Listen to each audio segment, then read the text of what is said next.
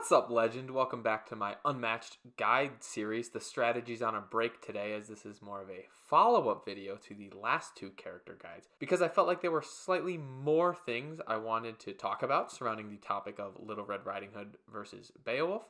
And hopefully this video will be quick and to the point, and let me know what you think about this set summary type of video.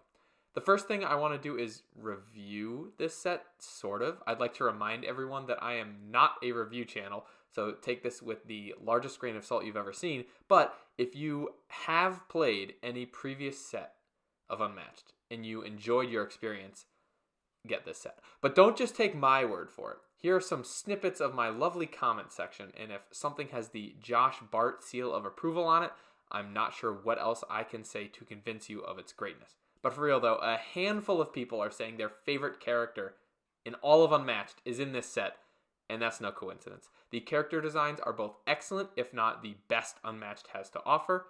Both Little Red and Beowulf are very thematic, unique, and powerful. Not in the sense that you go into a match knowing that you will win, but rather for the entire duration of the game, at least that I've played with these characters, I felt like I could win at any time. And that's a very important feeling to have. There are currently 19 characters in Unmatched right now at the time of making this video, and it's very difficult to balance everything perfectly, of course. So there are bound to be characters that are a bit better than others, or some that destroy every time or get destroyed every time. And at least to me, both Beowulf and Red feel very powerful, but have drawbacks in their decks and abilities that make them beatable, which is good for the healthy balance and life of this game. The one caveat to this set is that both characters are a lot more complicated than any other previously released character, which I absolutely love, but I understand that not everyone will share that sentiment. Some people might want to keep the game on the lighter or less thinky side, and while I don't think there's anything wrong with that opinion, just don't get this set then. There are 4 Marvel sets coming out this summer, and because those have a much wider appeal than almost any other set in this entire franchise, I'm sure they'll probably be on the simpler side character design wise to account for that, so look forward to some of those sets. But still, my review is that if you have already played Unmatched, get this set, or at least resist that urge to get it right now and put it on a wish list. However, if you are new to Unmatched, the first question is, thanks for watching, but why are you here? I would recommend either Battle of Legends Volume 1 or Cobble and Fog, depending on your preferred group of characters you want to play as and complexity level, as Cobble and Fog is a bit more complicated than Battle of Legends is. The next thing I want to talk about in this set is the map. This isn't something I haven't really talked about before ever, mostly just because movement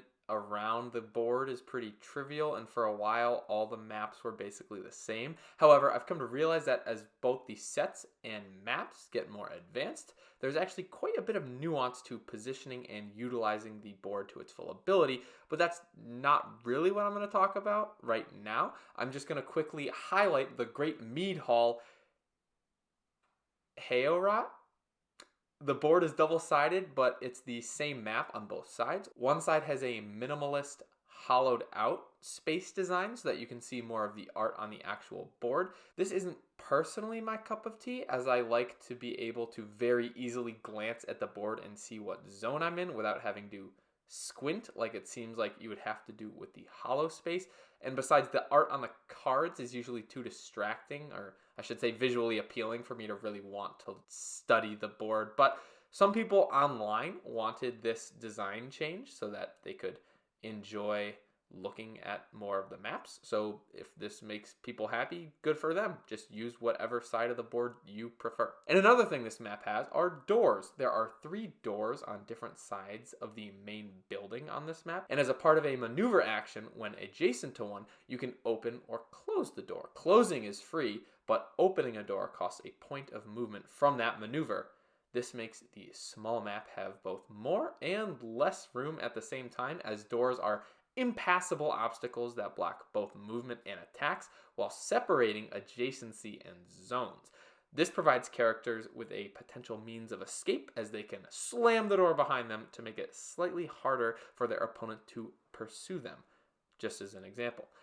My take is that the doors are pretty neat. It's a small change that affects gameplay enough to shake things up, but is not invasive enough, in my opinion, to detract from other parts of the game. A simple and straightforward addition that keeps the gameplay interesting, and I really like the other special game boards, Baskerville Manor and Raptor Paddock, as playing on those maps has an extra element of strategy to it that makes them more engaging than the average bear. So I think Heorot will easily join that pair, and they shall henceforth be regarded as the 3 Mapsketeers. Sorry about that. And if you don't like the doors, just play on the map and don't use them. And lastly, I want to talk about a game design concept that I think was implemented very well in this set, particularly with both of the hero abilities, and that is counterplay. There doesn't seem to be a consistent definition of this word, as lawyer turned game designer Tom points out in an article about counterplay on his blog, The Law of Game Design. Link to the whole article will be in the description if you want to take a look. It's a very interesting read.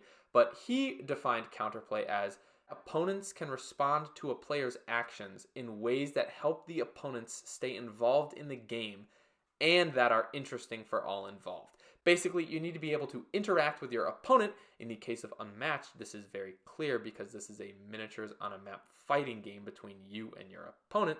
But at the same time, this interaction needs to be interesting. Otherwise, the counter doesn't feel good.